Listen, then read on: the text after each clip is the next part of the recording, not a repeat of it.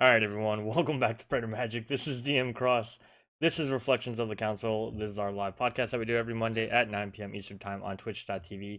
And this right here, this card right here, is a lie. This is not Frexing with me today. Instead, John is making kind of a special guest return. Because, yeah, you've been on it before, so you're special guest returning. Yep, I've been drafted. Yeah, sorry, I'm bad. That's about all I got for that. I'd like to have a good excuse, but I don't. Well, how was your week? Let's start with that.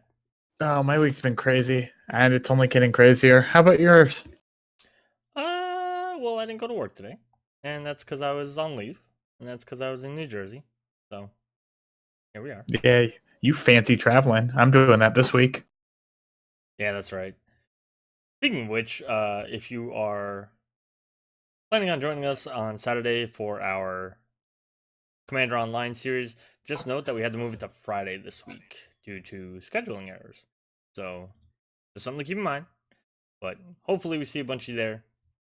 If not, you can catch it on YouTube later on. But for I'm now, a walking scheduling error.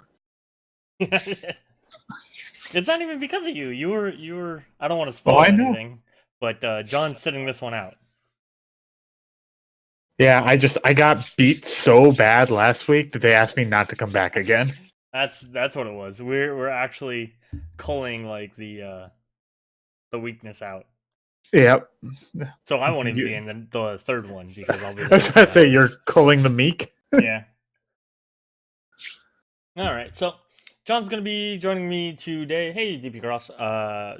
We're basically doing our part 2 of the set review for Eldraine. There were just so many things to go over that we couldn't do it all in one episode, which is pretty common for a set review because we only do these in an hour, and then Frexine and I, or me and whoever, tend to ramble a little bit.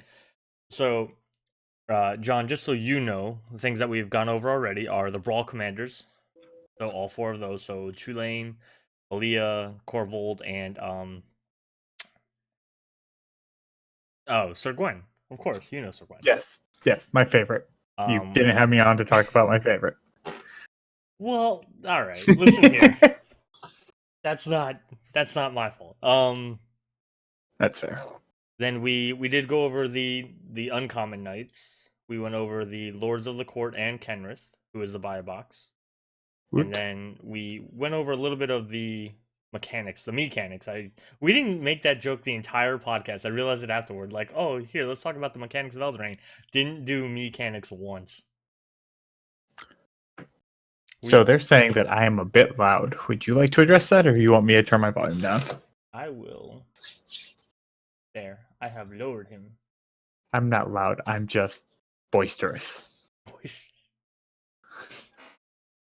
All right, so today we're just gonna kind of go over everything that's left, I guess, because there's still a lot of cool stuff. We talked about one of the legendary artifacts, which was the Great Henge, which is our new background, as you guys can see. But we haven't talked about the other ones. I'm not super excited about the other ones, as at least not in comparison to the Great Henge. But really, dude, that card is crazy. Oh, it is, but I think there's a couple of them that have ramifications that not a lot of people are going to realize, and so there's 2 of them that I'm excited for, and then there is an uncommon that I don't think you guys have gone over that I am super excited for, and I don't think is getting enough love. Well, in a good segue, what's one of the legendary artifacts? We'll start there since we were just talking about the Henge, the Great Henge. So you know me. You know that I don't do combat often, but when I do, it's with equipment, and it's hitting hard with a commander. Ember Cleave? Holy crap. To flash in double strike trample, you can do that after blockers are declared. It still checks how many attacking creatures you have. So you can just be like, oh, by the way, boom. Yeah. And if you're running it in red-white, you win. Like, because there's a lot of creatures that let you tap to equip or equip to instant speed, or the Sigarda's Aid that lets you just like, oh, an artifact an equipment enter the battlefield, attach it to something. So it attaches itself. Did I miss that? Yeah, on ETB. Oh yeah, you don't even need that then. Yeah. I think this is low key super powerful because think about the Zergo Helm Smasher or the Azorius version of him that came from a bad home. You lost The me on that. The 7/7 was one of the older commander products. It's Azorius, and one has to attack each turn if possible and attacks a random opponent. Why can I not remember his name? Yes, Ruhan of the Fomori. Okay. The Jeskai one. You lost me at Azorius. I was like, did I say Azorius twice? I think am so bad. All right. Well, unless I misheard you, which is also possible. I've been driving all day, so I'm very it's okay. tired. I am as well. Ruhan the Fomori. Yeah, he's pretty close to a one shot with just this. Yeah, as is Zergo. Plus, I'm sure you're gonna be running some other things to boost Zergo up a little bit. So I'm thinking Embercleave is kind of like Triumph of the Horde. For Voltron decks, you mean? Oh yeah. Yeah. So for the folks who are gonna listen to this later on Podcast World, Embercleave is a 4 red mythic equipment. It's a legendary artifact equipment, I should say. It does have flash. It costs 1 less for each attacking creature you control. When it enters the battlefield, you can attach it to target creature you control, and equipped creature gets +1/+1 and has double strike and trample with an equip cost of 3. So the equip cost isn't even like super huge either. Not like that big hammer that they had in the last set, Colossus Hammer. Such a good hammer. Is it? Yes, it is made some very funny combo decks in Modern, and there is some really cheeky things you can do that I was doing with it in Vegas. Very fun hammer. All right. I mean, so this is one of the ones that I guess it's okay. Like you were saying, it's kind of very niche in the sense that it does. In my opinion, it doesn't seem to have a home anywhere but really Voltron decks. Like you could have like big beaters or whatever in like a Gruul deck or anything, but if it's not on your commander, combat damage in general is not really the most common win con. Unless it's like toward the end of the game where like people have dirtled out and they're just kind of hitting each other just to hit each other and somebody just eventually dies. But for the most part, like the standard win con in a game, at least in the games that I play a lot of, is not typically hit people with just big creatures. Maybe as a much lot as of you creatures. wish it was. Yeah.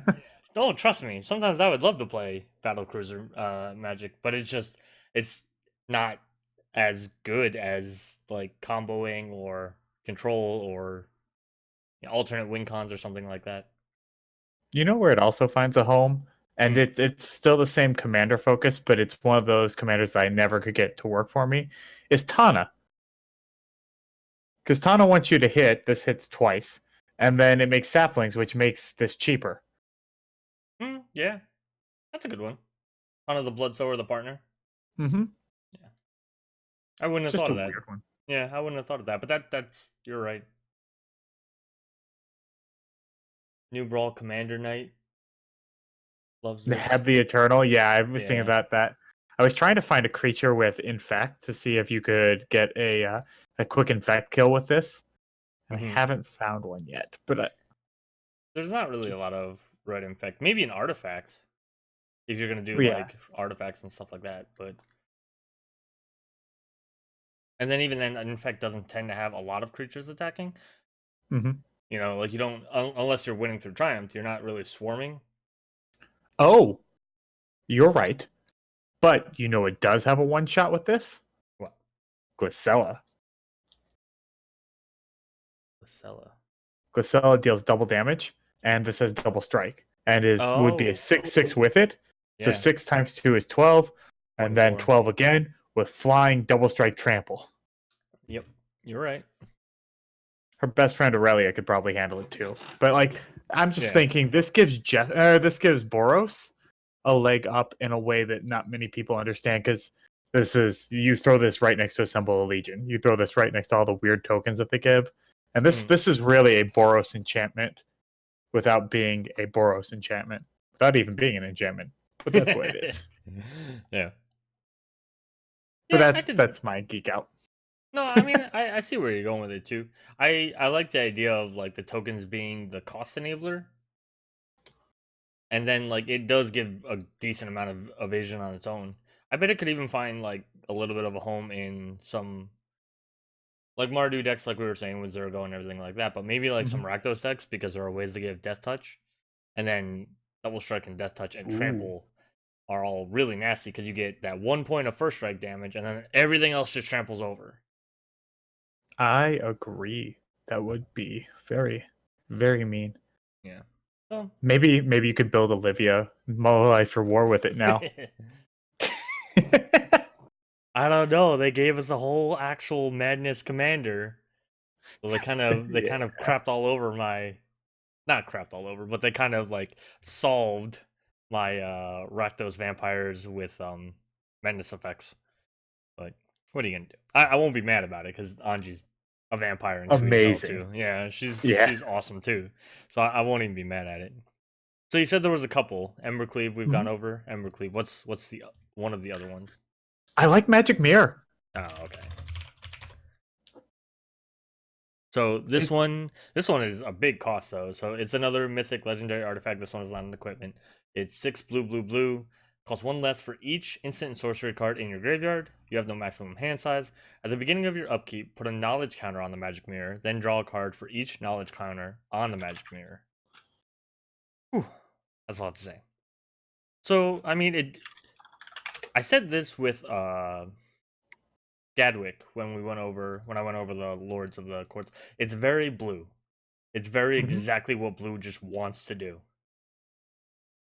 which makes it a solid card. So we're It's not anything unseen. In fact, we've seen this enchantment before. I'm trying to remember. Well, Minds Unbound. There you go. For mhm. 4 blue, the beginning of your upkeep, put a lore counter on it and draw a card for each lore counter on it. So Okay. like it's the same thing except for Magic Mirror only costs blue. Yeah. And like can you imagine this in Niv? Like you stutter out a Niv, it's late game, you drop Magic Blue for Magic Mirror for 3, and then you draw in a way to cast Niv the next turn. If it sticks around, you're probably killing somebody. Like it's one of those things that it's inevitable, and in blue, you're most likely going to have a way to either shuffle your deck. You're going to have a giant Eldrazi.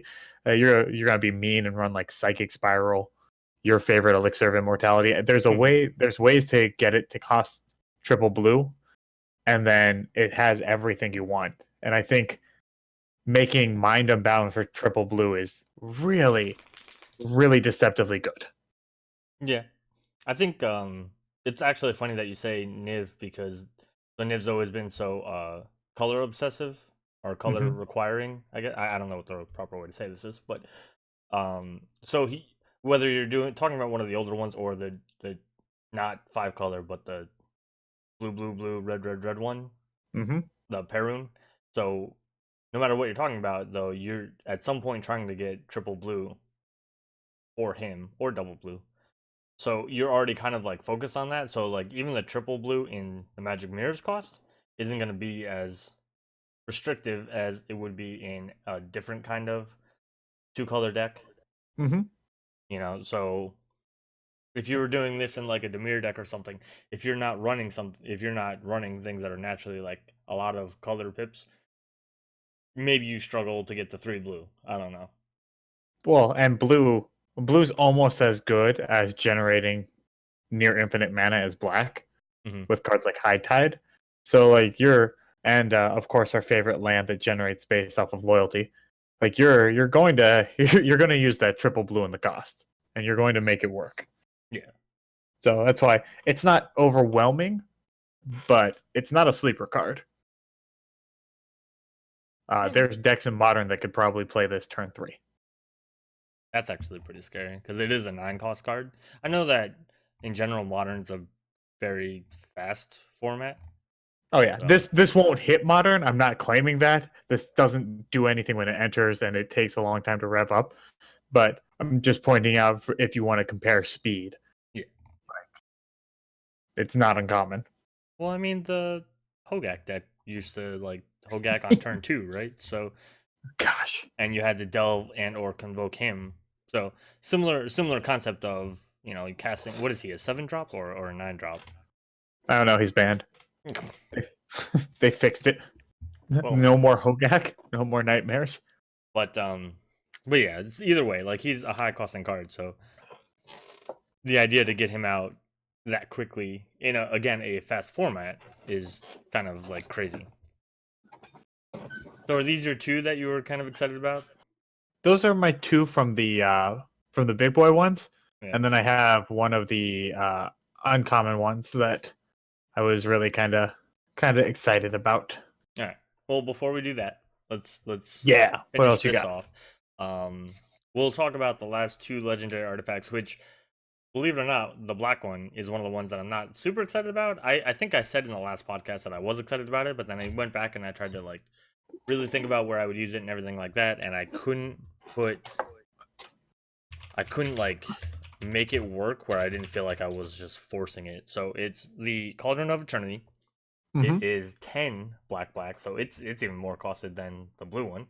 Legendary artifact, it's a mythic. It costs 2 less for each creature card in your graveyard, which obviously is going to get discounted pretty easily because black puts creatures in the graveyard very easily. I mean, buried alive, and ta-da, it costs 6 less.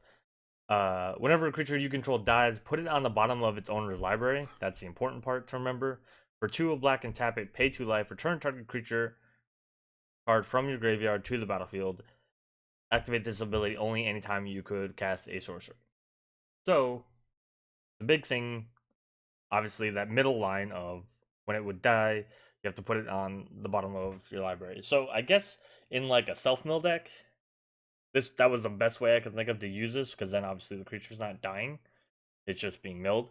But for like normal reanimator or aristocrat decks, this is gonna kind of non-bow, where you're not gonna obviously keep the things that you want to sacrifice in your graveyard because it's gonna go in the library, and because of the restriction on the bottom ability, only being able to cast it anytime you could cast a sorcery, you can't even react to the put it on the bottom trigger.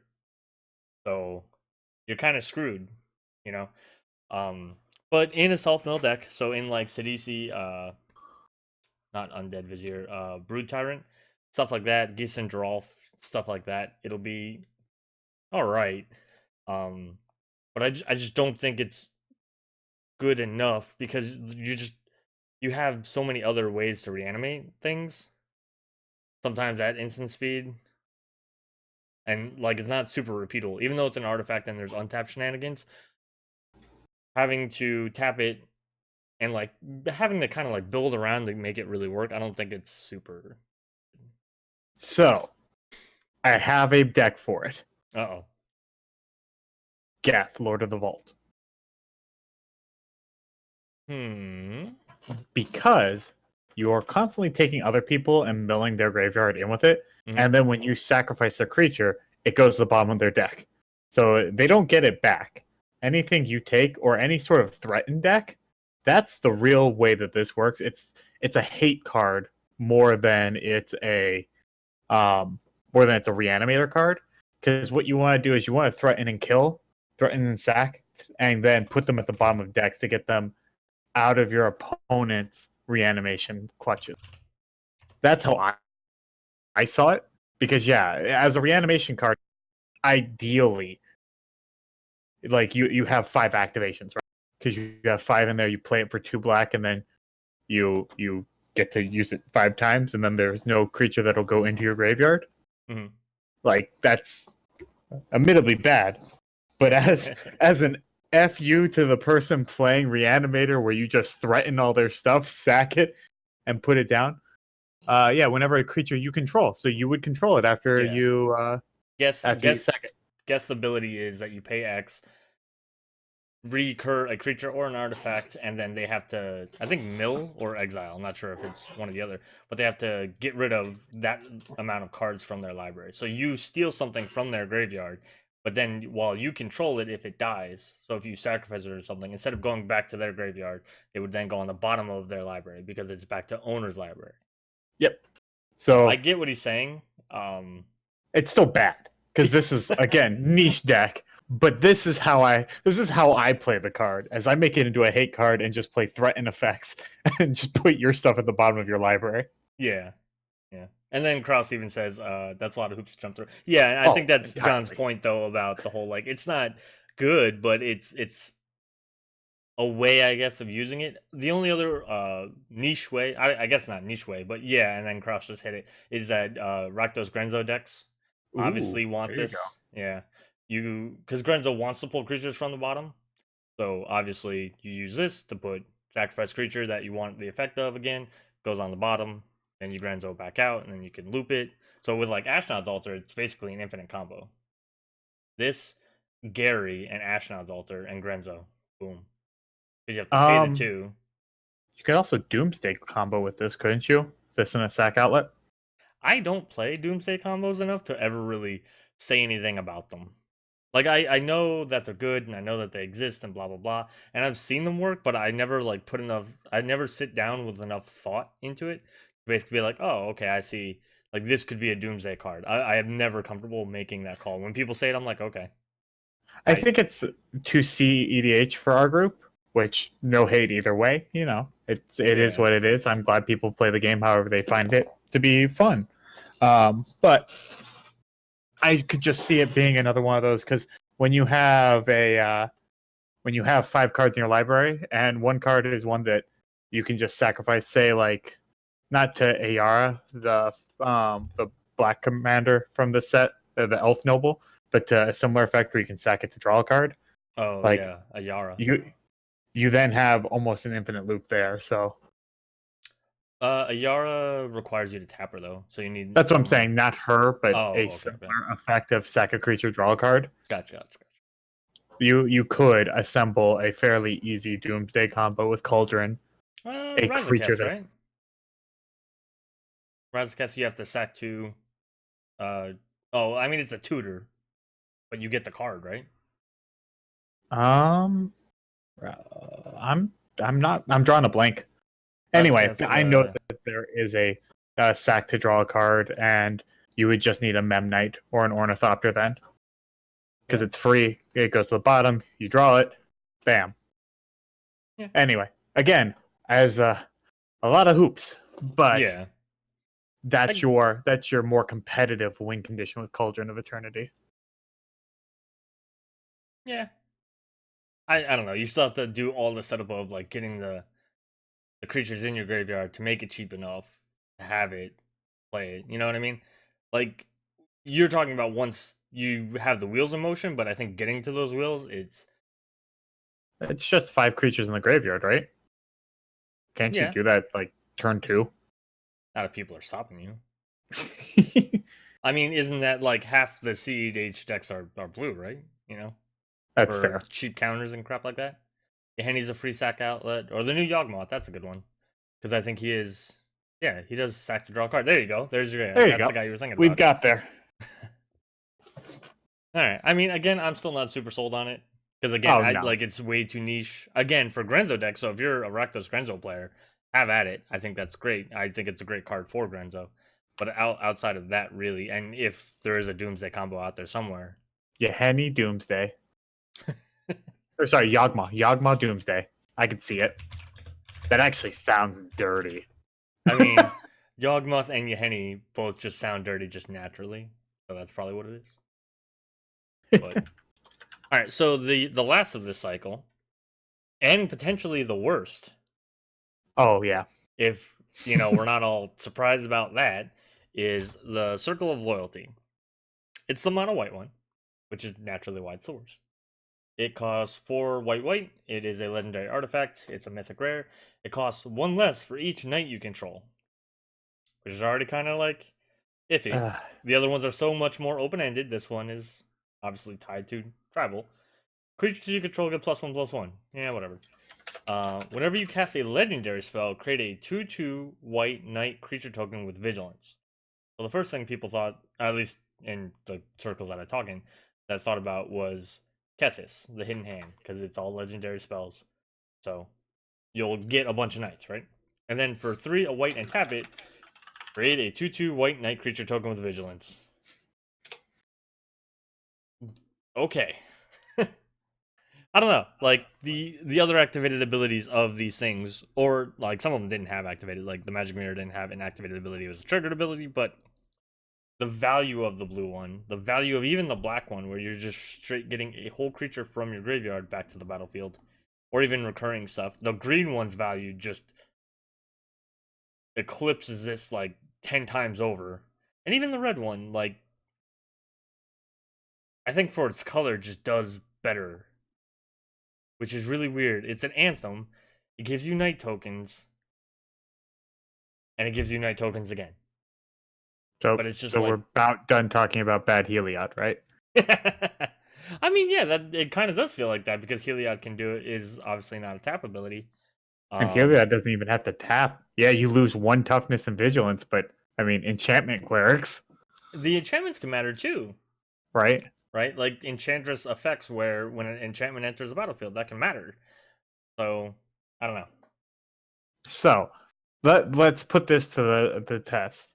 So leaning into legendary stuff is one of the comments. Would you run this in the tricolored guy from the last set that you were right about that everyone thought was not going to be splashy enough or flash enough? Kethis.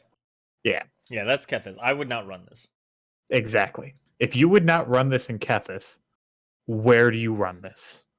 Yeah, I don't know. Unless it's like you have maybe if you have like a mono white legendary and anthems deck or something. I don't know. I You would know? cut this at 2 mana. Yeah. Like even if it wasn't 6 mana, 2 mana for this still doesn't excite me enough to put in most of my decks. Mardu Brawl Commander.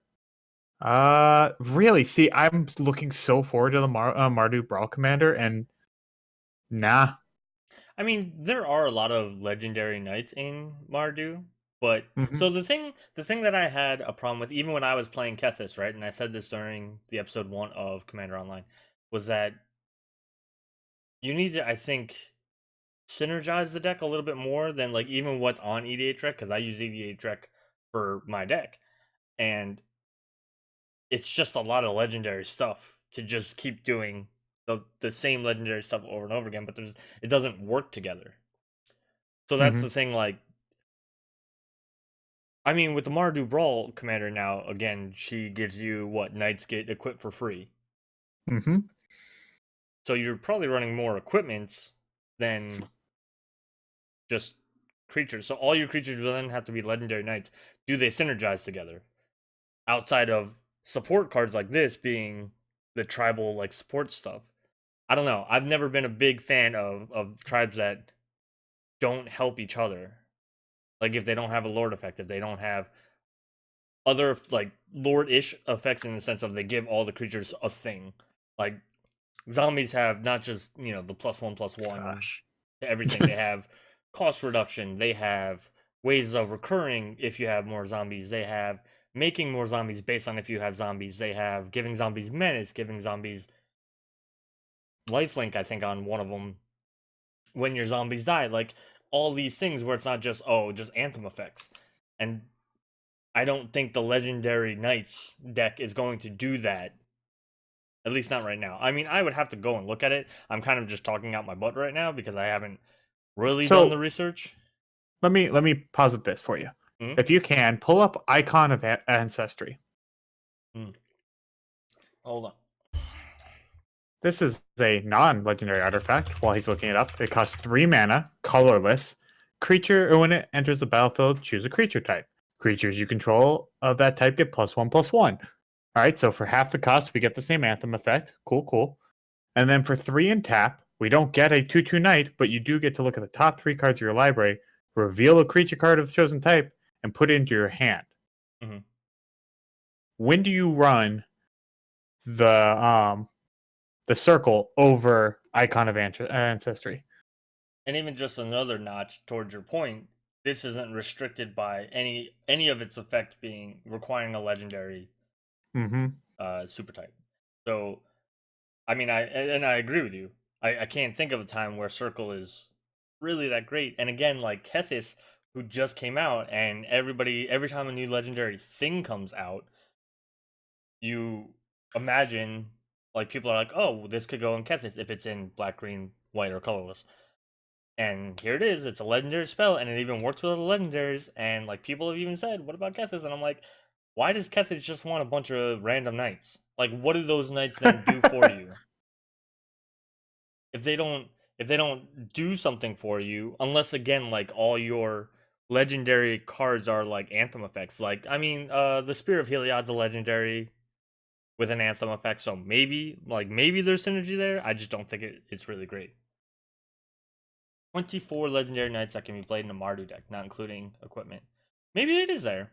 But then we're not just talking about volume, but synergy. So how many of those work with each other?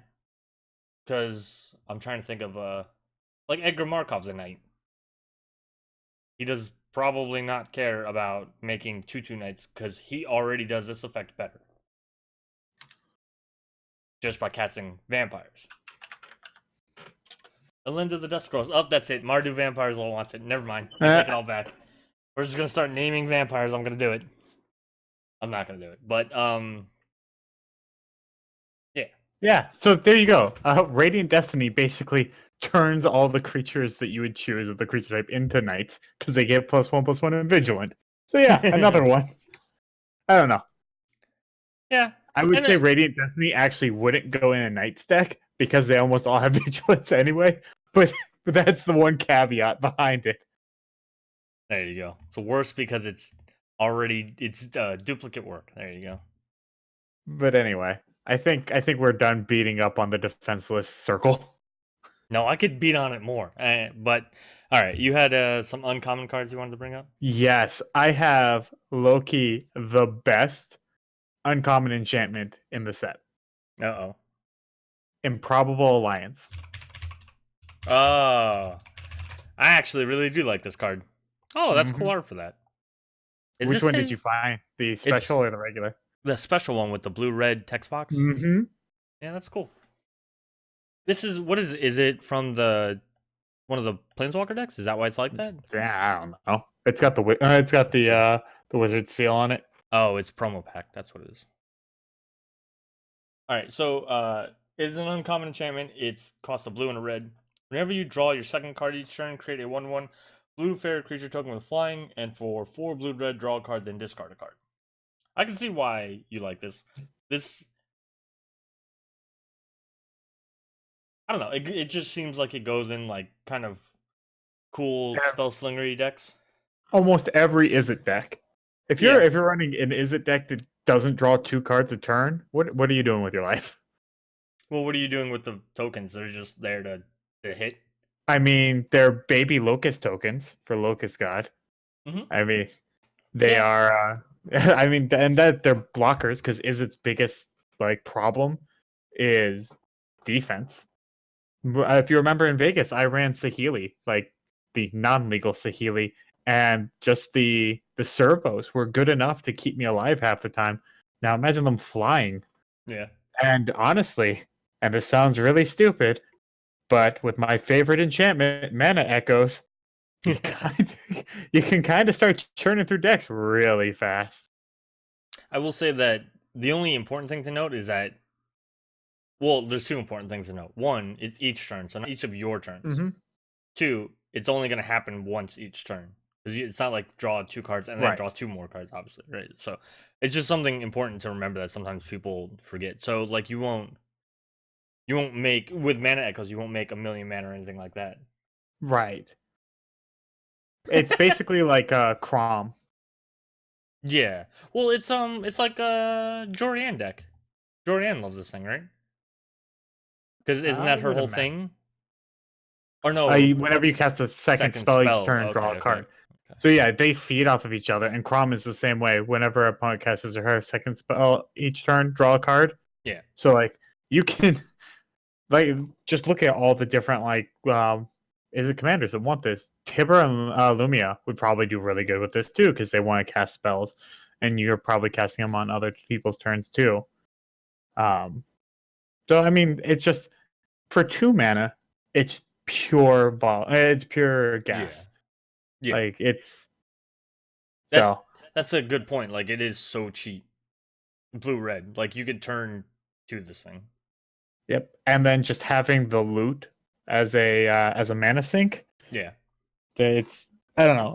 I think it is one of those cards that you buy your copy for each Izzet deck you're running, or you buy your one copy on Magic Online, and it just accidentally falls into almost every deck. I do want to point out another card though, because there's a few of these, like when you draw your second cards in like this set, and the other one that I was looking at after you brought this one up is, one, it's a pun name, so that's fantastic. Two, it's called the Mad Ratter, as opposed to the Mad Hatter. Anyway, it costs 3 in red. It's an uncommon goblin creature. It's a 1/2. Whenever you draw your second card each turn, create 2 1/1 black rat creature tokens. I think that's pretty good for, especially if you're running like a Rakdos deck or something like that. And it's just a similar effect. So I see stuff like this getting out of control. Rat decks in general, like rats have like Lord's effects, and like even a couple of relentless rats or something, and like this thing's gonna get crazy. So I mean, pulling it back, you have you have Improbable Alliance. Then the next turn you draw 2, make a fairy, right? Mhm. Improbable Alliance turn, you probably make a fairy too. Then you play Mad Ratter, you get your 2 black rat tokens. Next turn you attack and you have 6 for Ember. For Ember Cleave. Oh yeah, I get you. Okay, for the Like, attacking. Yeah, you're right. The beauty behind just the random token generation with these Yeah, is not lost on that card. yeah. I think there's one more effect like this, with like a payoff for the drawing your second card or whatever in the set. I just can't find it or remember right now. There's also, oh wow, there's actually, I forgot about this, but since we're just talking about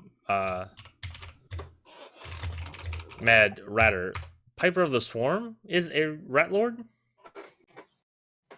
This art's creepier than the other art. I just want to say that right now, because the art that I'm looking at on my other screen is not nearly this weird. But Piper of the Swarm is 1 in the black. You just saw it. Is 1 in the black. It's a rare human warlock. First of all, warlock. It's a 1/3. Rats you control have menace. For 1 in the black, tap it. You can create a 1/1 black rat. For 2 black, tap it. Sacrifice 3 rats. Gain control of target creature. So, just in general, like giving your rat army menace can be pretty cool. That's what it is. You ready? We've got there. Relentless Rat deck with Piper of the Swarm and Yawgmoth. So the game plan is get 5 Relentless Rats in the bin to cast Cauldron for 2, and Piper gets to start stealing creatures to sack to Yawgmoth yeah. to infinite out. Got there. Boom, we did it. We found the hidden combo that Wizards was trying to give us. Yeah, there's just this one rat player in Wizards R&D, and he's like, hey, what about this thing? Oh, look, yeah, you're right. I do talk about rats a lot, and it happens to be about rats. Haha, so funny. Meanwhile, he's just back at the desk. Finally, my mission is complete. Here we are. I've done it. They thought they would always mock me, but who is mocking who now?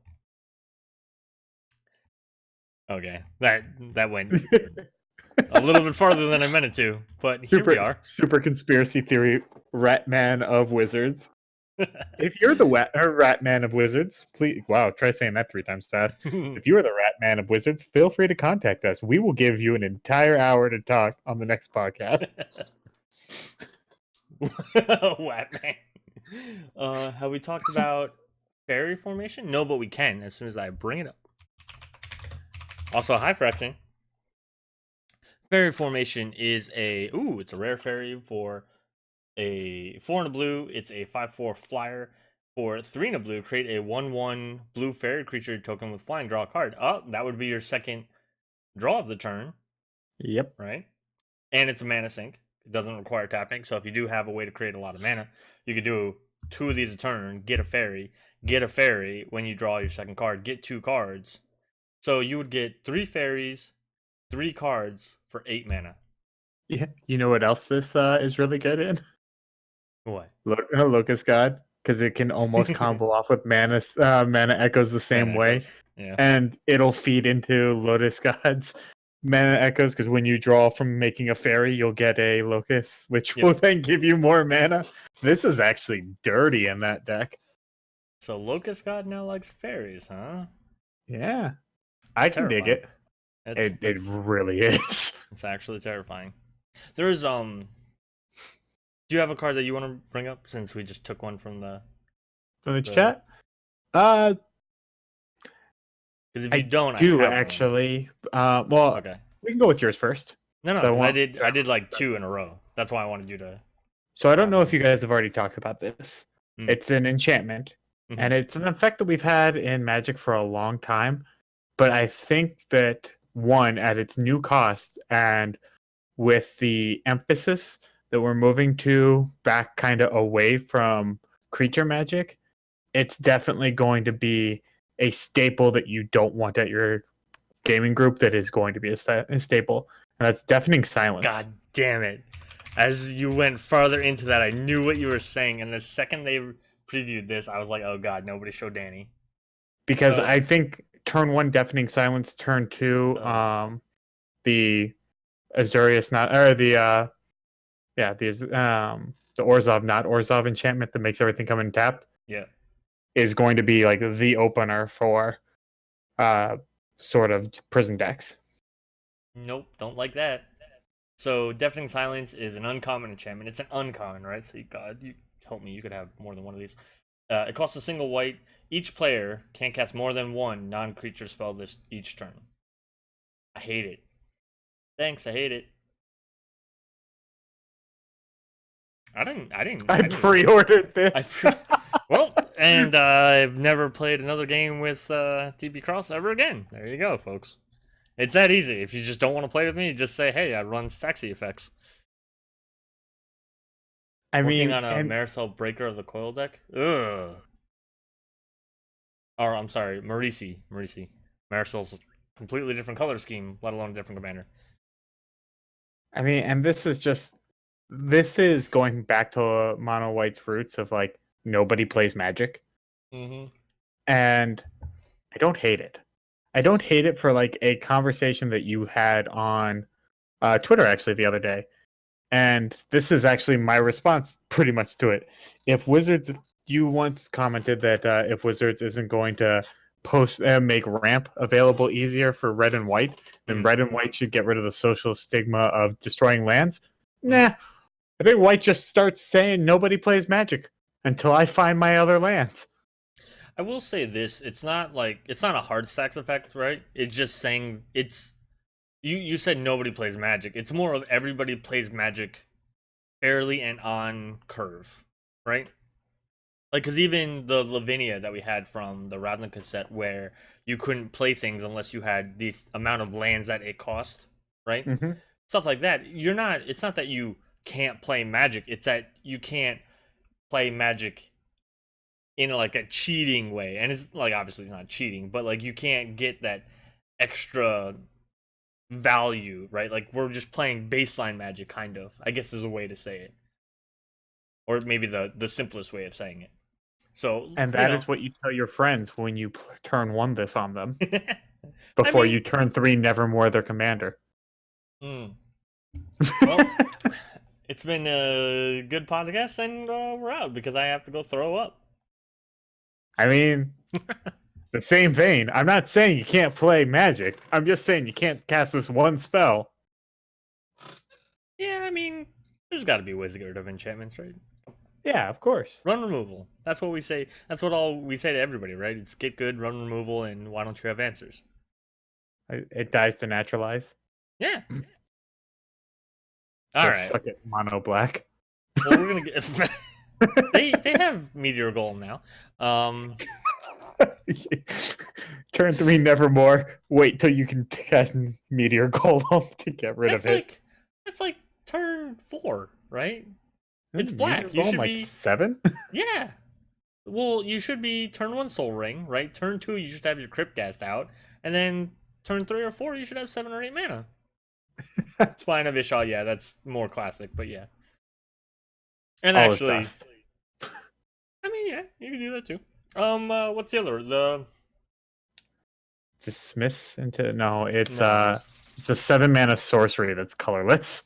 Yeah, 8 mana. and it just straight exiles a permanent. I forget what the hell it is. Yeah. Ugin, yes, Ugin, that yeah. is also a 7-mana colorless that exiles something. This Hushbringer, Authority of the Consuls, Urbraz, Addict, you know, all the fun cards.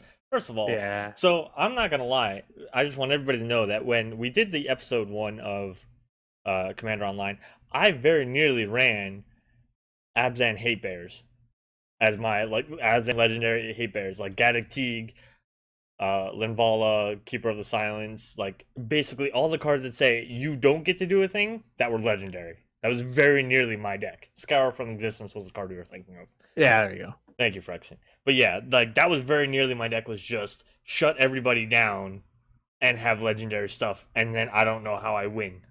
Maybe approach, because I don't know what else I would do. But I didn't. I'm not a horrible person. I don't know.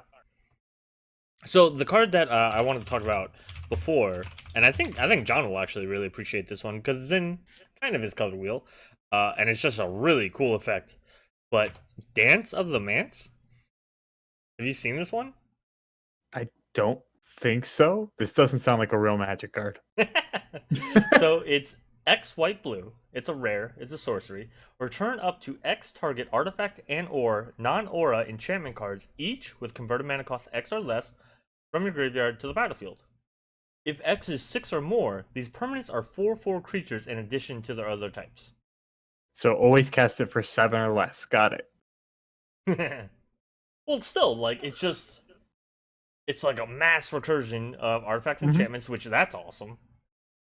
Because even if you do cast it for X is 5, right? Getting 5/5 drops back.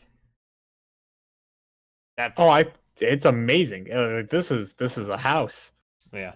The thing that worried me when I first read it, and I misread it, and I didn't see the or less part. That's what worried me, is like, because then you'd have to have exactly, like, let's say 4/4 drops or 5/5 drops, and that's just dumb. So the fact that it does say or less, to me, this is a crazy card. It doesn't get auras, but that's because it would. I honestly think it would be a complication of the rules, because if you do cast it for 6 or more, you're gonna have creatures attached to creatures without bestow. Yeah, the bestow would also be interesting.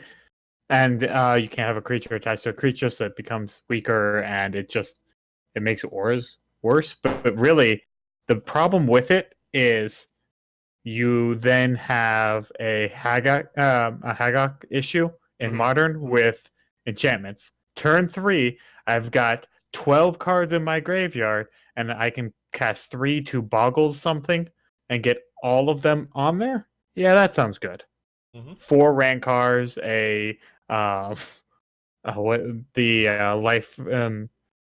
life linking +1/+1 that's totem armored.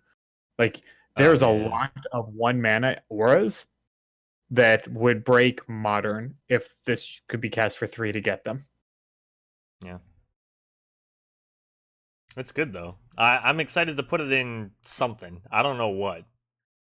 I think Danny's probably going to find some way to put it in, because it is white-blue, so I'm sure it goes in her Enchantress deck. I could probably find room for it in, like, a Minato, because it's curse. Like, enchantments are curse.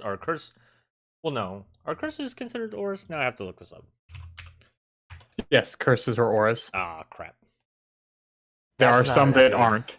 There are some that aren't, but yeah, curses are auras. That's not as good. But okay, maybe I won't find room for it in a Minato. But if you want to get auras, just run was it the old Bracella? The old really busted Azurius Angel that would attack and get Bruna. It was Bruna, wasn't it? Yep. Yeah. Old Bruna, light of alabaster. Mm-hmm. Nonsense. Yeah. I don't know. I feel like this is gonna be one of those. I guess it's not like super hyping people, because like you see it and you kind of already know it's gonna be a big card. Mm-hmm. Like who sees this and doesn't think like, oh, I could put that in some deck somewhere? Because again, like I rattled off Danny's deck immediately when I saw it. I was like, oh crap, here, that's all she needs more of in that deck is recursion. Doesn't have enough Yeah, nonsense. that gets Spirit of Safety, Shut up. right? Without turning it into a 4/4. Spirit of Safety, Blind Obedience. The other Yeah. card we just called out. Like, I mean, it gets Ghostly Prison Propaganda. yeah, you can lock down the board with this. Yeah, if the pieces are in your graveyard, you could just, whether you milled them out yourself or they were Whether you want destroyed to or or you not. had to discard them or something, you just, here they are. They're all back. Yeah, it's an ambitious line, but it's not an impossible one. All right. All right, You let got me. another one? I do, and I bring it up because I have no idea how I feel about it. Mm. It's a mythic rare. Oh. It's a 4/5, Oh. and it flies. And its name is John Cena. No, Harmonious Archon. Let's see if I spelled that right. Hey, I did. Look at me go. All right, so this one is, like you said, a mythic rare Archon. It's 4 white, 4/5, flying. Non-Archon creatures have base power and toughness 3/3. When it enters the battlefield, create 2/1/1 white human creature tokens. So basically, when it enters the battlefield, create 2 3/3 white human creature tokens. Yeah. I think So you Go ahead. blink this really well, Yeah. right? Like this blinks amazingly, Mhm. but it doesn't say that you control. So I think this is actually a really good way to kind of put some of the more abusive, like big power commanders back down. But I don't know.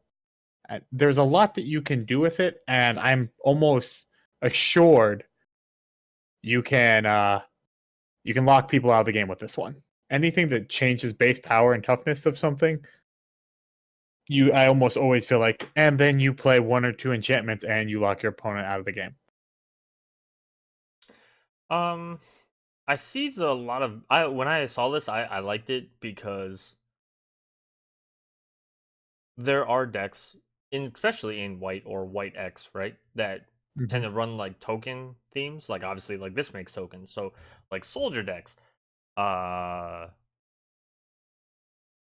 was the other one? Spirits do it. White black or white has ventured into zombies, right? For So all your some reason. because raisins, because I predicted it like 3 years ago. That's why. You're welcome, Magic. Elves has white in it. Just generic token stuff has white in it. So I see it as being, and Cross even hit the nail on the head. I would hate to play this against elves or goblin decks, but what if you're the token deck? And like people are playing the big zombie creatures or something like that. So their big zombie creatures are suddenly 3/3s, while you now have an army of 1/1s that are actually 3/3s. So that's a good point that was in chat also, is would you run this over Elish Norn? No, I don't think I would run this. Actually, it depends on the deck. Probably not. But would I run this with Elish Norn and not Sickness in the Ranks, the legendary version of Sickness in the Ranks that gives all creatures -1/-1, and have my opponents be locked out of the game because they can't cast creatures? Yeah, that sounds pretty good. Yeah. I mean, there's even just the white black enchantment from Ravnica. It was of Aetherial Absolution, something like that. Oh yeah, Creatures the you don't, one. Yeah. yeah. Creatures, it's baby Elishnorn. Creatures you control get +1/+1. Creatures you don't control get -1/-1. So I mean, if that's what the deck is doing, is pumping your stuff and pumping or lowering everybody else's, like debuffing. I mean, it's not bad to put everything on, like here's your baseline, and I can kill that baseline fairly easily I mean, through like you those kind of effects. not only kill it, just lock it out. Yeah. Oh yeah, that's what I mean. But like anything you put is just dead. I don't think it is a lot of hoops for this one. So, yeah, we're talking one. The 2 examples we did were white black for tutoring up an enchantment and a creature. Not hard to do. And then for if we are assuming it has black, putting 2 creatures in the graveyard and then getting them back out. And the enchantment that I'm speaking of, like both of the enchantments, I think, are under 3 mana. So turn 3 locking somebody out of the game. That sounds super powerful. Yeah. Like I think I will stand up for this combo and be like, I don't think it's hoops. A 3-card combo that involves 2 creatures and in a black color splash is not unreachable. I don't think it's hoops either. I will say it is kind of niche because you do have to find like you have to kind of build around that effect. Like we just started even saying, like if that's what the deck is meant to do, then it's great, which is fine. But I also think like because we are talking about white black, there's a bunch of white black commanders that would be fine with it. I mean, even like we were just talking before about something else, and somebody in chat said Elenda of the Duskrows. Imagine those 1/1s being 3/3s. And then if Elish Norn comes out being 5/5s, and then if the enchantment comes out being 6, you know what I mean? And those are vampire tokens with haste. I'm not with haste, with lifelink, I'm pretty sure. And plus, she tends to run like Ogre Slumlord, so that you make rats. So now you have 3/3 rats. You know, I think it's a way to build the deck. Like you already are running a white black token deck. You're just basically setting everybody on the same baseline, and then you're adding buffs. It's just like when you're buffing your tokens in the first place. So you would just run this as like a super anthem then, you think? Yeah. Again, if you're the one who's supposed to be going wide, I think it's fine to run it. It's fair. If your entire meta is all tribal token decks, then maybe not. Oh, yeah, that's fair. You know? Then yeah, I agree. You probably don't want it, but if like when we started playing Commander, right? I was a token player. I played Trostani. And that's why our group runs 6,000 board wipes in a deck. Yeah. So. No apologies. That and Elixir of Immortality. You called those upon yourself. Yeah. Well, you know. I made everybody have to adapt to me. In my mind, I won. All right. You run it in Alela, the Artful Provector, and just make all of her 1/1 blue fairies 3/3s. Yeah, and they're flyers. Yep. That's another thing too. If it comes down to like, oh, the elves are the goblin deck, are your tokens on the ground? If you're in red, do you have a way to give them haste? What about even Divine Visitation? Your angels will get a decrease in power, but aren't they flying and vigilance off Divine Visitation? Or are they just flying? I can't remember. So that's a good point. Cathar's Crusade. That's what white does, right? Is it takes the baseline of really weak creatures and makes them bigger. So you run mono humans, or like you were saying, even in mono white, just tokens, and the goblin deck doesn't really matter. Back to Enorn. Enorn makes the goblins back to 1/1s with this, and then all of your tokens are 5/5s. Yeah. Like, I don't know. You're right. I can see its use, but at first I saw this card and hated it because I was like, it makes your opponent's stuff really big. And then the more I thought about it, I was like, oh, blink shenanigans. But I feel like there's just this or humility. I don't know which one wins over that, humility versus Archon.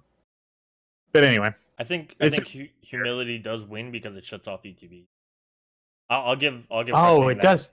Yeah, it does shut off Archon. It's a harder lock piece, so I'll say that.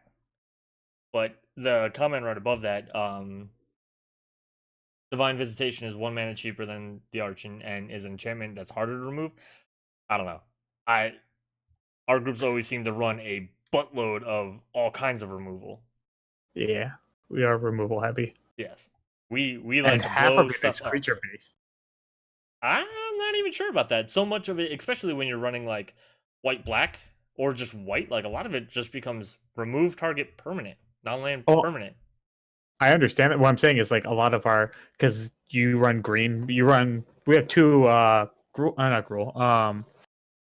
Golgari players who like things like Reclamation Sage. Oh, you mean okay. They're creature based removal? Yeah, when your creatures are useless, kind of really sucks. Yeah. Yeah. And that goes back to like what Frexing was saying, this or humility. Humility obviously hurts me a lot worse than this. Because like Ravenous Chupacabra could kill this.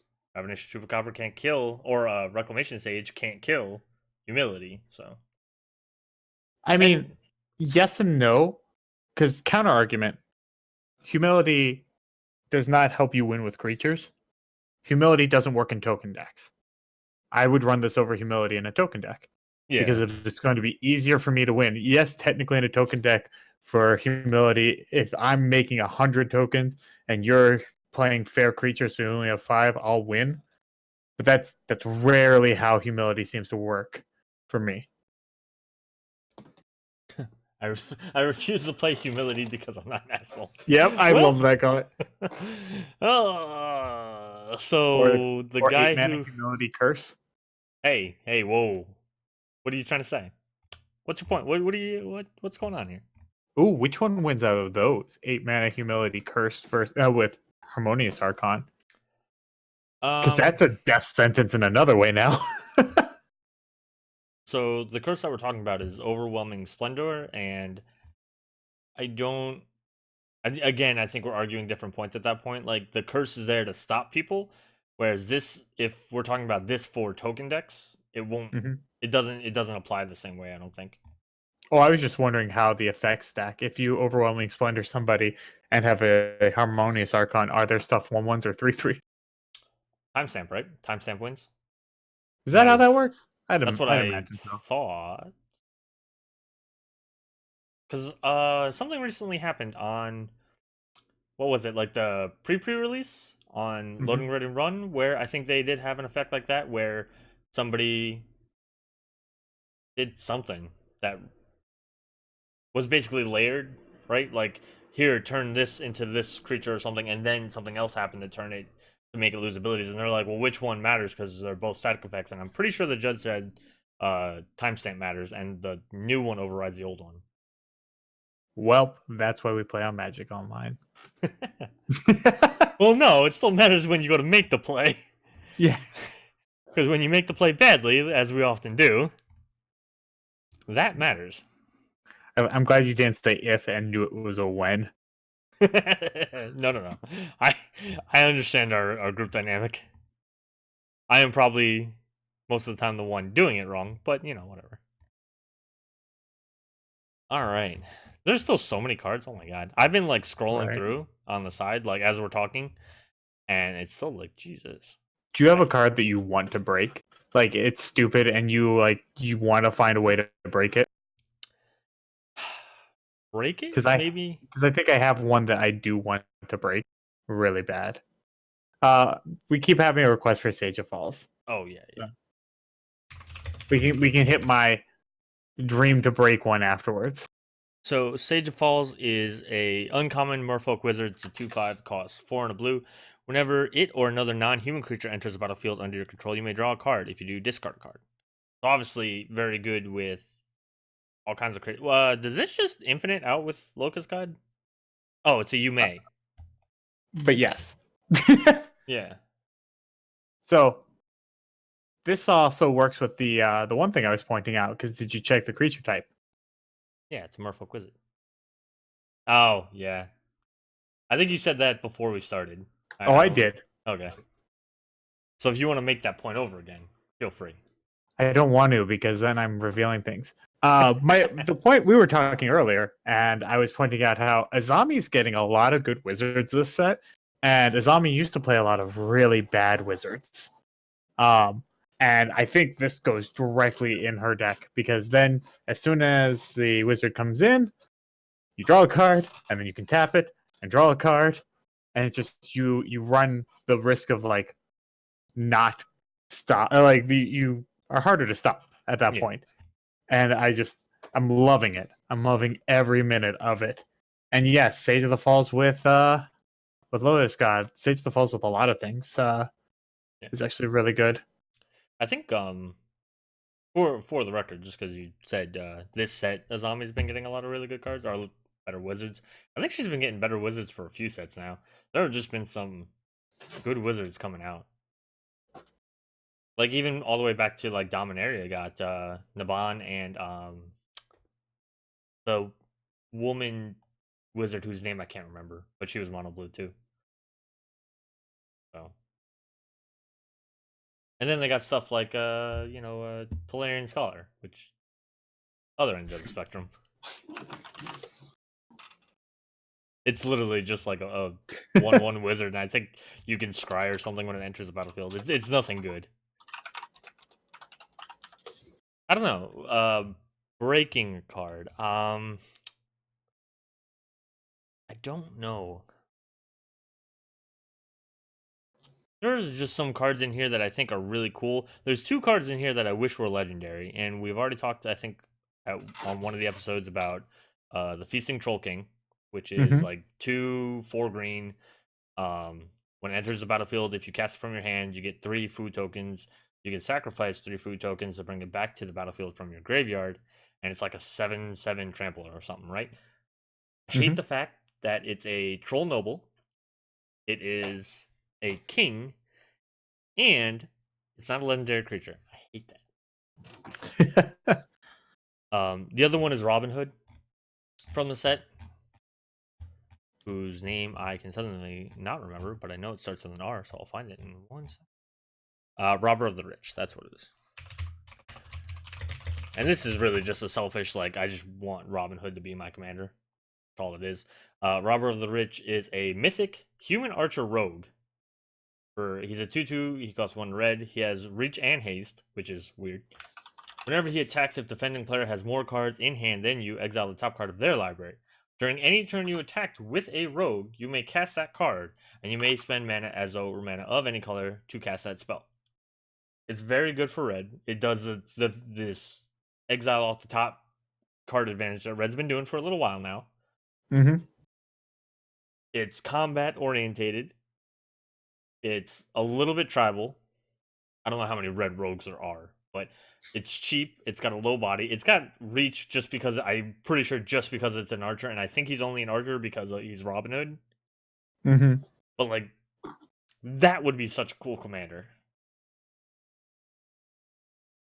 I would run combat effects and stupid bad rogues just to be able to use this and like use his ability to the fullest. It's red, steal stuff from your deck. That's so cool. And it's Robin Hood who's stealing stuff. It's a mono red creature stealing stuff from the value Sultai and greens and blue decks and stuff like that. Like, that's the most Robin Hood thing ever. Why is this not a legendary creature? God damn it, Wizards. Because anyone can be Robin Hood with the right mentality. Tell that to his bow and arrow. Ah, I'm so anyone can be. I'm so mad. But I assure you asked that question with something in mind. So what is the card that you are looking to break? The card that I want to break, and it's going to actually seem pretty tame, would be Doom of Foretold, or Doom Foretold. I don't want to sacrifice it. That's pretty much the only thing. Okay. I want to keep getting it back. I want to lock somebody to the point where they just keep discarding a card, lose 2 life, and then I can draw a card, gain 2 life, and make a 2/2 knight. Like, it's stupid, but if anyone's ever played like Duels of the Planeswalkers, there was a deck that you could test your decks with that would just play Hawks, the 2 mana 1/1 flying Hawks for the entire game. That's all it did, is it played 1 Hawk each turn, and if it beat your deck, you knew you had to work on things. If I could cast Doom Foretold every turn, I totally would. All right. So, Doom Foretold is a rare enchantment, 2 white black. At the beginning of each player's upkeep, that player sacrifices a non-land, non-token permanent. If that player can't, they discard a card, they lose 2 life, you draw a card, you gain 2 life, you create a 2/2 white knight creature token with vigilance, then you sacrifice Doom Foretold. Interesting.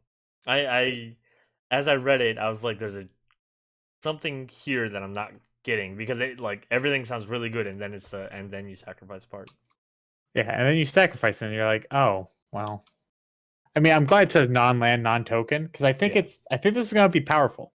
I think this is gonna be weirdly powerful, but it's so as DP said, it's fiddly. It's Yeah. just not reliable. So the way you get around reliability is inevitability.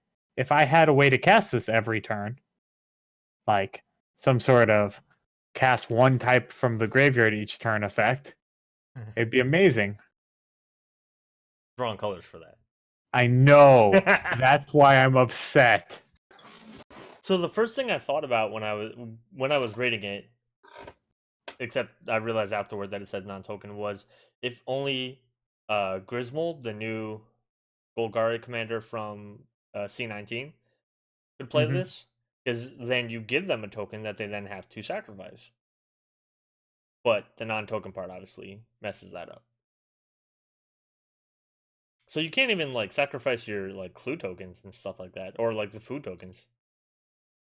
You have to sacrifice like a real thing. Yeah, I don't know. It's a good like stacksy little card, it is. like a light stacks card, obviously. It's a baby stacks card. Yeah. I don't know. There's copy enchantment effects. So what if what if at the beginning of your turn you just have 5 of these triggers? Right? Like that's the dream is I want to find a way to just make so many of them. There's there's no way to make token copies of it though. Like you have like copy enchantment, right? But and there's even a copy effect in this set. I forget what it's called, but it's enchantment or artifact. But you can't make a token copy of it. All Because right, if you so can make you a ready for the method? uh-huh. It's 4 colors. Oh god.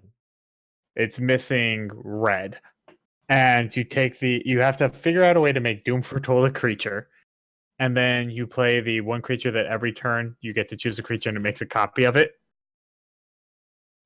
That's what you do. It's just keep making copies of Doom Foretold.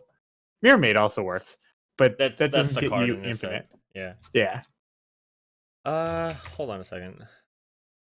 It's a creature and it's a Simic creature. Progenitor Mimic. Yeah, Progenitor Mimic. You make Doom Foretold a creature and then Progenitor Mimic. Or yeah, if you can somehow make it an artifact in the graveyard, you just Felden it back. Hold on. Oh. If you could make it an artifact, mechanized production.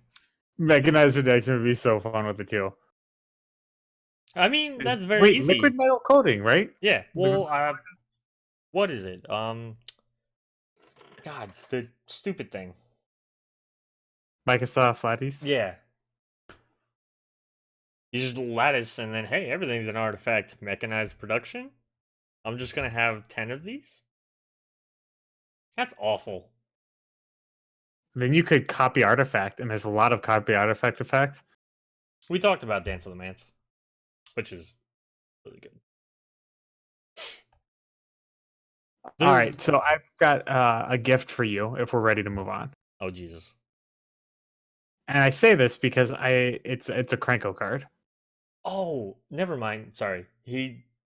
Chat just Dance of the Mance, if you cast it for 6 or more, makes it a creature. Yeah. That's a good one. Bring it back. Yeah. Bring it back as a creature and then Yeah, and then start copying it. Okay, anyway, go ahead.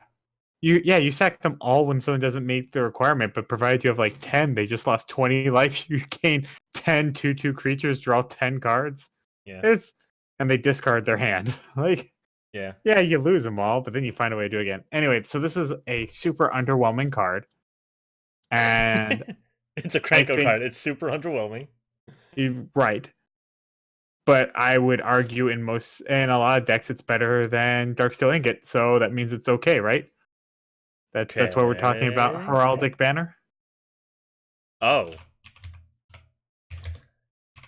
If you need me to spell that one, I got you. No, I got it on there. Right? Like Right of Replication it too. One day we're gonna see it on Commander Online. Commander Online. Yeah. Please it's no. just somebody making 30 of them. It's like actually first person to fail to pay for it loses. I'm typically like the person last after you, so never mind, that's fine. We'll just make sure Phyrexian is behind you every turn from now on, or every game from now on. So Heraldic Banner is an uncommon artifact, costs 3. When it enters battlefield, choose a color. Creatures of the chosen color gets +1/+0, and it is mana rock. So you tap it to add 1 mana of the chosen color. So it's I like it. It's an Anthem effect and a mana rock at 3. Mm-hmm. Yeah, I would definitely try it out and see how it works. I think I would pay 3 mana just for an Anthem effect in, like, for the most part. But the Goblins, fact that elves, yeah. anything that's not mono white. Yeah. Yeah, because Mono White's gonna probably have some other stupid anthem that does something 10 times better or something. Uh, but yeah. Well, even then in Mono White, it's a mana rock. So it's also really good in a zombie because it untaps when you untap all of your non-land permanents for Oh, reasons. stop it. You're the worst. But I think it's a card that is good, and people don't look at good cards. Everyone always talks about Yeah. super exciting and great cards. So I like bringing up like these almost honorable mention ones because it's going to be exceptional. It's going to be one of those cards where like when it's bad, it's a 3 mana rock of any one color, and it's like all right, or of the chosen color. Sorry, which is like it's. But normally when you're playing a deck, as long as it's not 5 color, you don't need to have the. Yeah, this is the same realm as Icon. Yeah. That's fair. Except for this one, tap is a mana rock. Also, I think that Yeah. everyone gets excited for 2 mana rocks. And I think this Yeah. is one of those ones that until you start seeing it and start catching on that it's the thing that's helping your opponent kill you faster, not enough people are going to realize. I think this could easily be a white and red staple. I could see Like it mono decks specifically. Or even a Boros deck. If your tokens are dominantly white or red, if you you want know. to assemble the Legion. Yeah. Well, I'm saying, like, so if you're a soldier deck, right, your creatures are dominantly going to be white. Mm-hmm. I can almost guarantee it. Just saying that, having played a soldier deck before. So you do white. I mean, even if you don't need the white mana, it's then generic mana. Who cares? It's a mana rock in Boros, and it's an anthem effect that people will kind of ignore for a while.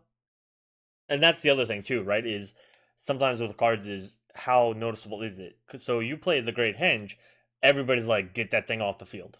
Put that thing back where it came from, or so So help help me. me. Exactly though. But like if somebody plays a great henge, if somebody in our games plays a great henge, my first thought is I don't care what else we do for the rest of this game, get that thing off before they just run away with the game.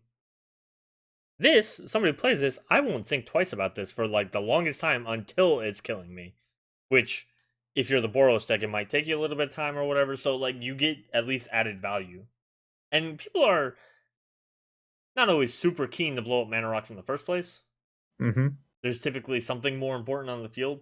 So I think that anthem effect will go unnoticed more often than not. You know what's a cute little synergy with it too? What's that? Outlaws Merriment. Yeah, so I was actually okay. We're gonna go overtime because I actually really wanted to talk about this card. So this is a mythic enchantment. I thought it was a rare, but it costs 1 red, white, white. At the beginning of your upkeep, choose one at random. Create a red and white creature token with those characteristics. There's 3 options. There's a 3/1 human warrior with trample and haste. There's a 2/1 human cleric with lifelink and haste. There's a 1/2 human rogue with haste, and when this creature enters the battlefield, it deals 1 damage to any target. I love this card. It is not it's not as good, it's not as powerful as Assemble the Legion, but I think again that helps it in the sense that like people won't rush to get it off the field because it's not like it gains value. It's always going to give you that same value, and like the effects are random. So who cares if you have a bunch of 3/1 trample hasters if like somebody is running like a wall deck, right? Where you can't attack half the time or something like that. Mm-hmm. Assemble the Legion, you get a little bit scared because, like, hey, what if they pop out an Ashnod's Altar after the thing has 8 counters on it and they've got 50 creatures because of it? So I love it for that, and this is Robin Hood's Merry Men. right? Like there's Little John, the warrior, there's Friar Tuck, the rogue, and then there's what was oh god. What was which one? Who was the rogue? Oh gosh. The Knife Throne guy. God damn it. What was his name? It was something like theatrical too. But he was If you remember it, comment. yeah, right? No, I gotta know. Hold on. I'm gonna get like the weirdest search results from this. Robin Hood's Merry Men. God. I prefer the ones that are the men in tights, just to be fair. Will Scarlet. That's what it was. So Will Scarlet was like the not flamboyant, but like the theatrical roguish character. So that's him. It's like his three main merry men. So I love stupid cards. But you're right. So they are all red and white. So they do They're get all that human. boost. Yeah. Well, why does the human matter? Because most of them say name a creature type. Most of what? Most anthem effects. Oh, okay. I got you. I thought we were referring back to Heraldic Banner, and I'm like, No, yeah, no, that that one's said color, didn't it? Yes, Okay. but icon says creature type, and a lot of other ones say creature type. So like, Gotcha. ain't a bad deal. Yeah. So no matter what, like other classes, I guess, quote unquote, that you have, you always have the race. This is my vote for should have been a legendary. By the way, Legendary enchantment. no, I would have run this as a commander. I don't know, because then like this would have had to have been the Robin Hood effect, right? Oh, that would be pretty cool. No, I like the way they did Robin Hood. Don't take that away from me. Or you could just have it as a what is it? It's the Sherlock Forest in the same way that they have other forests that are magical in a way. You just give this green and have it be 3 colors. I think cool. I think if it were green, it'd be a little ridiculous. Well, I guess you can put it in green decks. I think in green decks it's a little ridiculous because obviously you get ways to like make extra tokens and stuff like that. But yeah, I love this card. When this was previewed, this was one of those cards where I was like, oh my god. Most of the cards that like had a more obvious like fairy tale reference. There's the mermaid, there's the seven dwarves, there's the love struck beast, Robin Hood. But most of the ones that were like super obvious were the ones I love the most because I was like, I know what this is. I know what you're doing. I hate you, but I like it. Even the roving castle. I don't know what fairy tale it's from, but I instantly thought of Howl's Moving Castle. I believe if I remember the artwork, it looks like the Baba Yama's house. Yeah, I could see that. I could see that. But there are a couple of Roman castles. Oh, like it could be a couple things. I don't know. That was like the thing that I instantly thought of was Howl's Moving Castle, and it's because I'm married to a Studio Ghibli freak. But whatever. I like this question. I don't know how much we have for time because I never pay attention to anything that matters.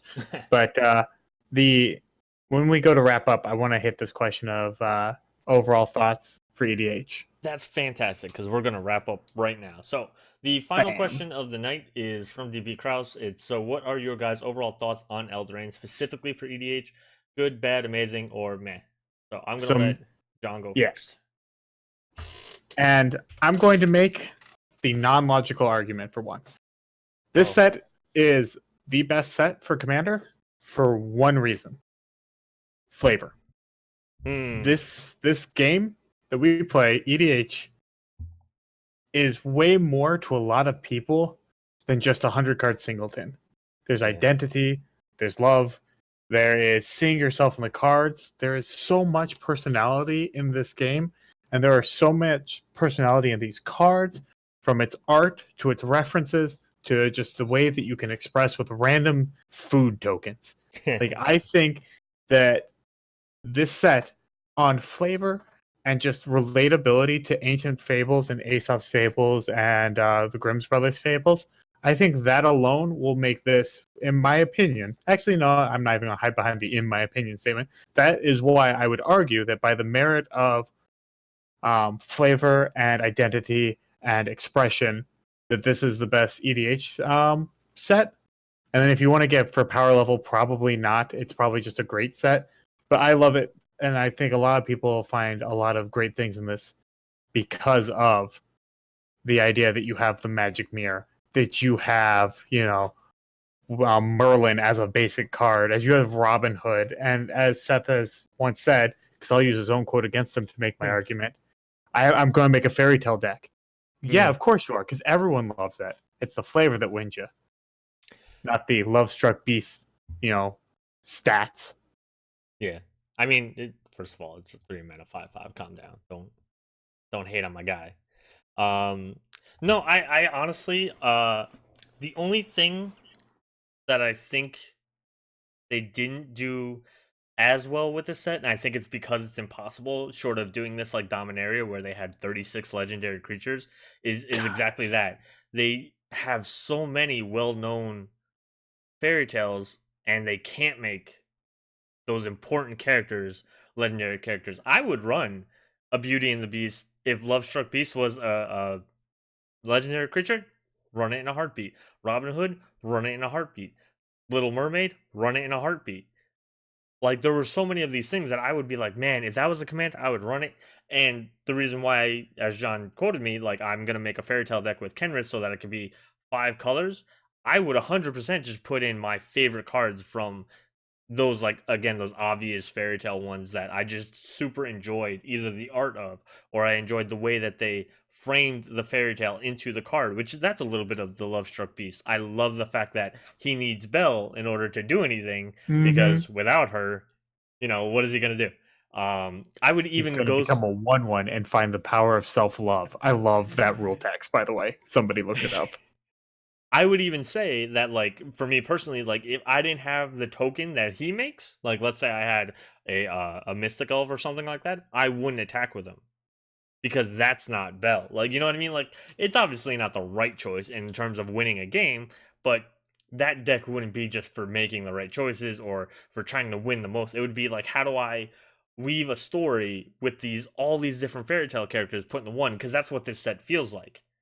Now, I've read the novella that came out with this, the Wildered Quest, and let me tell you, the world that Kate Elliott painted while writing the story, even though it doesn't touch on a lot of actual fairy tales from our world, um, and I'm not gonna spoil anything. Like, the world in general, the way she writes it, I almost wish Eldraine was like a 3-set block, because there was that much to dive into. And I think if they had done that, they could have had a lot more room to do like more legendary creatures, which I would have loved. Um, in terms of the power, I think it depends on where we're looking. The 4 brawl commanders are obviously dumb. They're dumb. Arcane Signet came out in this set, right?